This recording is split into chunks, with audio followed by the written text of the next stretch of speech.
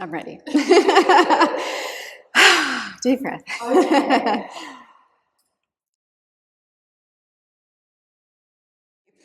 Breathe.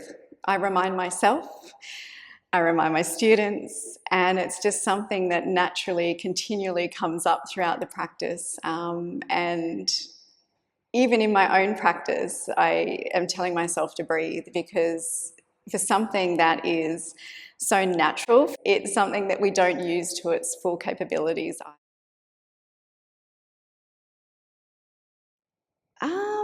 Oh, that's a good one. I think how things make you feel, whether that be what you're doing physically, what you're putting into your body, what you're listening to, what you're surrounding yourself in. I think there's a lot that we can learn about how our body reacts to our environment. So I think that would be it. Ustrasana, or camel pose. When I first started doing it, it used to make me feel extremely nauseous.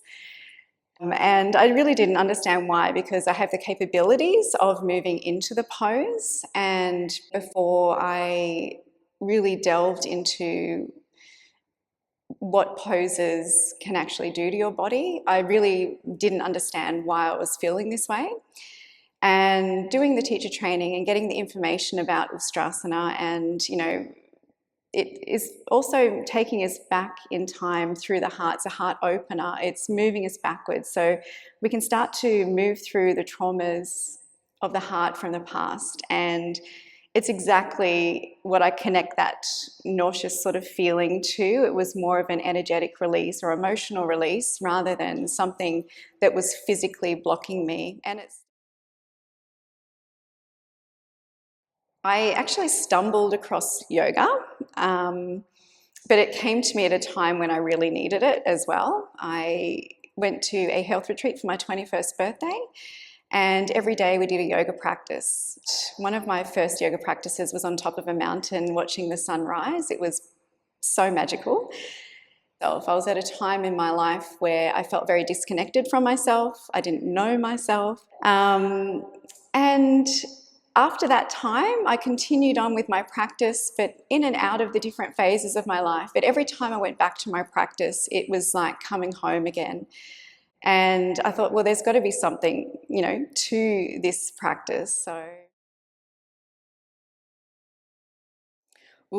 there's lots actually, but I think I'm constantly learning from them too. So I may be teaching them, but I don't think they realise that they're teaching me. Like when I see someone who is showing up for their practice, and I can see them getting stronger in their practice. They're showing up when it's cold outside, when it's dark outside, but they're still coming to their practice. And it just shows me that I've got to still continue to show up for my practice.